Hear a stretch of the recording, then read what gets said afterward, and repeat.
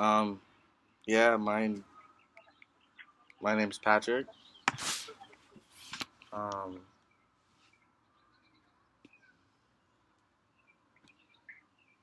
my name's Pat. Yeah, I want to be a lawyer. Okay. Okay, cool, awesome. So, what what was your longest sentence? Like, what were you charged for? Like, One of my longest sentences was 3 months, and it was basically let me recall.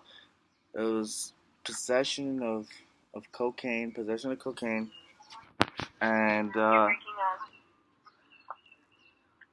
it was possession of cocaine. It was one of my longest sentences, and I did 3 months.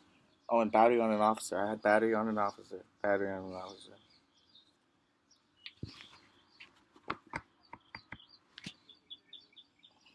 No, and then I was on probation for that sentence. I violated the probation on that sentence, and then I picked up a new charge, which was an occupied burglary charge and a resisting officer of violence, and then that's when I'm on my new sentence right now, which is the 2 years community control and uh, 1 year probation. But I'm innocent on all of them. I took a plea because I was stupid, and none of this would reflect on who I am and my true nature, because I'm a kind, good-hearted man. Hmm.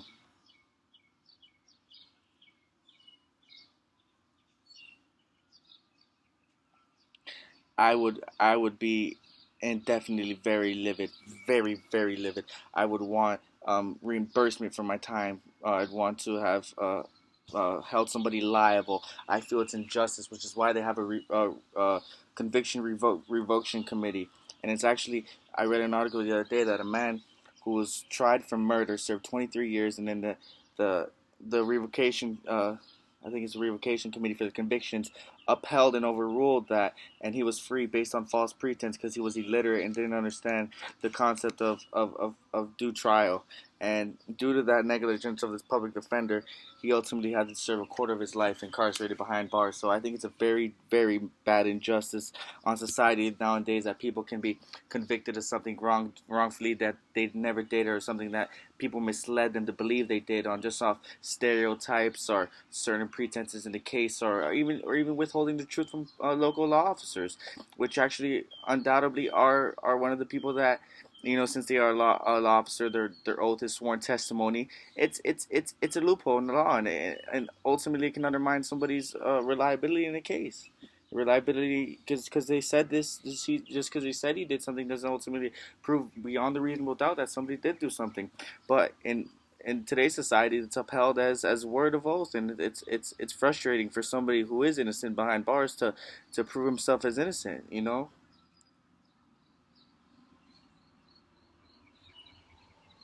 And not even that. They know they have you, because what are you gonna do? You're just basically gonna sit incarcerated, and you're just gonna only assume and wonder, and that's when they have you by grasping you by both testicles, because they know ultimately that you can't do nothing to defend yourself, especially if you don't have a good financial stability.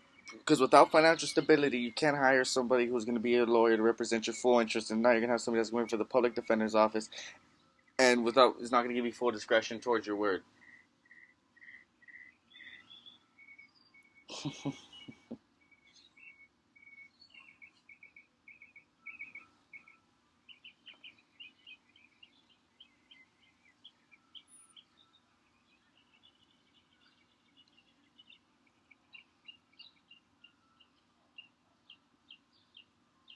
Yes.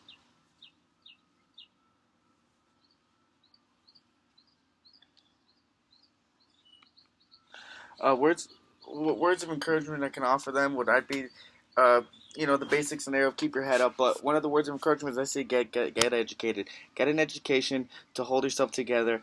Be diligent. Persevere through your adversity, and what doesn't kill you will ultimately make you stronger. Even though it is doing justice, don't keep your head down, because at the end of that dark tunnel, there's always going to be light, and the truth will set you free. So at the end of the day, if these local people do decide to hold the office to review your case and file a motion, you know, to have a speedy trial, or if your conviction is basically convicted, file a motion to rehear the trial. Don't file a motion to suppress any evidence that cannot be held against you that isn't useful, that's being used. Just be educated, know your surroundings, and persevere, and just keep your head up. Because at the end of the day, one of the worst feelings is knowing that you are incarcerated for a due amount of time you don't know you're going to receive, and it's ominous. It's bad. It's very ominous, and it's an impediment that faces a lot of people that are incarcerated. Majority, 9 out of 10 times, are actually factored and viewed as being guilty, because that's basically what happens. But at the end of the day, there's always that 1 to 10% that are innocent, and that's what's faulty with society nowadays. Because if you do know you're innocent, you didn't know you didn't do a crime that you're being accused of, then it could be devastating being in there, and it's hard for someone to tell them to keep encouragement when at the end of the day they're still looking at those four walls, still being treated like they're a piece of crap when they know they have family on the outside that's waiting on them and eager for them, and it just affects their overall moral and overall character.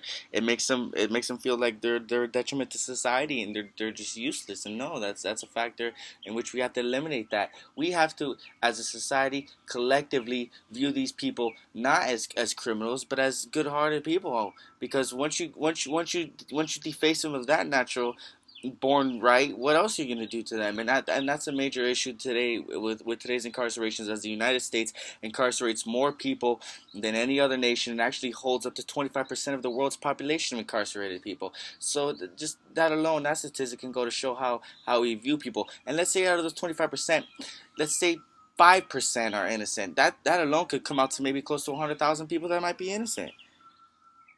So just keep your head up, read, try to get intelligent, and try to know what you can to work your way around uh the the the the, the, the obstacles in the case that are working against you or might be weak, and try to find the faults in the case, because at the end of the day, the only person that's gonna help yourself if you don't have a private lawyer is yourself.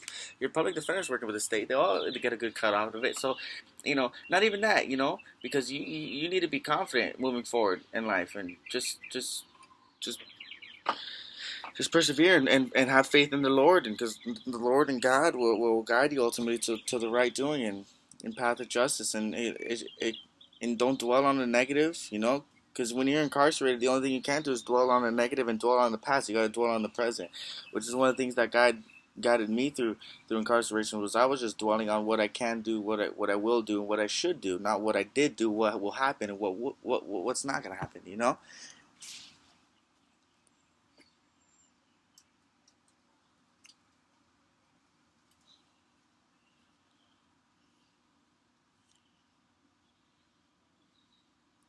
Incarcerated, one of the internal struggles you deal with every day is, obviously, there's a lot of people in there who are very frustrated with.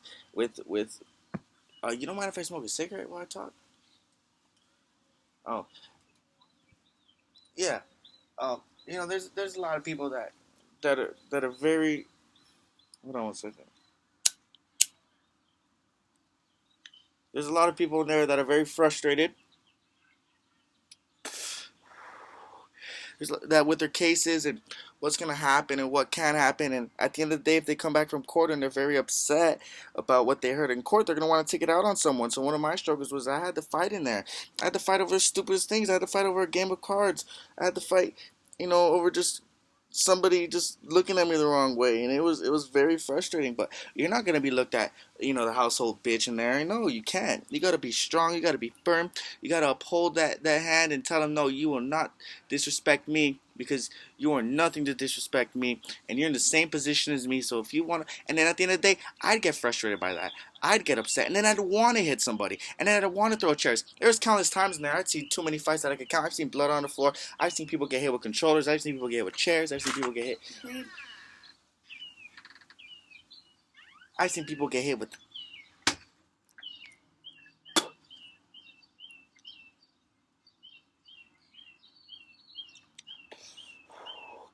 Oh, and definitely, yeah. If you're in there, especially, yeah, your mindset, you're gonna become what's called as institutionalized. You're gonna come out with that same mindset you had incarcerated. Especially the more prolonged that you do spend time in there, the worse and more severe it can happen. You can even result in PTSD that could be severely damaging and detrimental to your outlook on life. So it is a factor. Just being in there itself alone was going to damage your consciousness and damage how you view people and how you view society. And unfortunately, for those people that are in there for being innocent, they're the ones that are plagued with it. Yeah. Try not to throw the dishes in the sink. Don't toss them. How do I feel? What?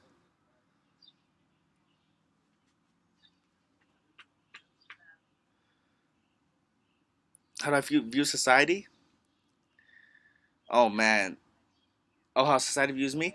Well, on paper, a criminal, of course, because you can only judge a book so far by its cover without reading the first couple of pages. But by book standards, a criminal, one person who needs to be apprehended and viewed and babysat and someone who didn't follow the rules. But a lot of majority of the times, a lot of people break these rules due to their circumstances and due to their niche and their environment. So society will definitely stereotype. We live today in a society that stereotypes people very very discretionally, and it's very upsetting to see someone, especially me, being put into that mind frame, being put into that bubble, being put into that category. I feel I'm embarrassed by it, by having to say, yeah, would I apply for a job that I was incarcerated, or try to hold office or vote or even own a gun.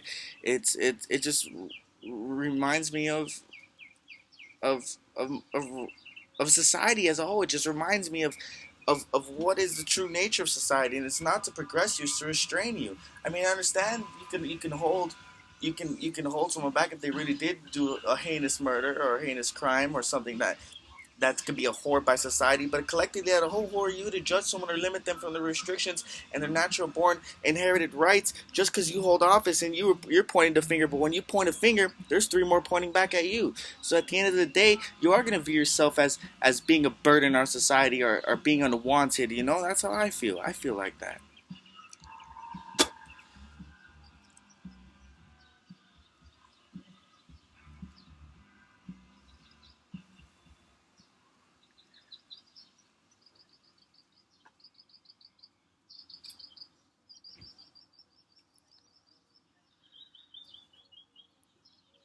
Yes.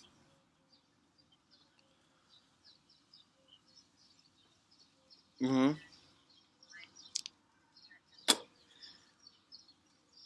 It definitely needs to be amended. Definitely needs to be amended.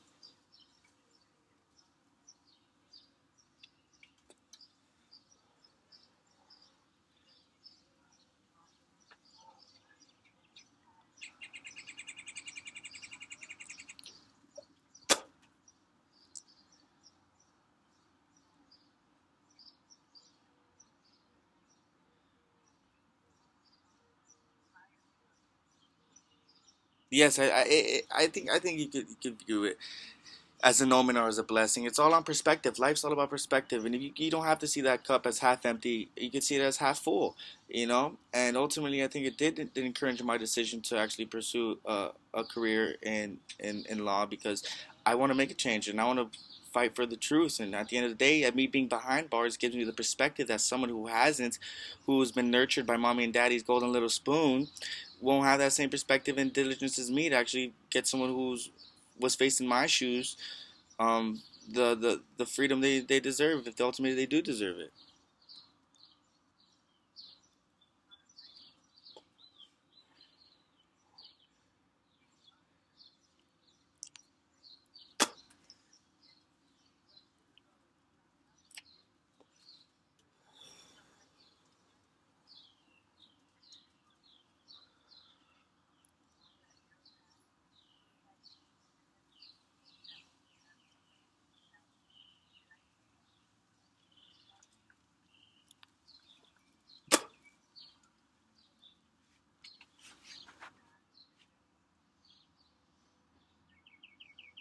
Oh, I appreciate that. That's very sweet of you.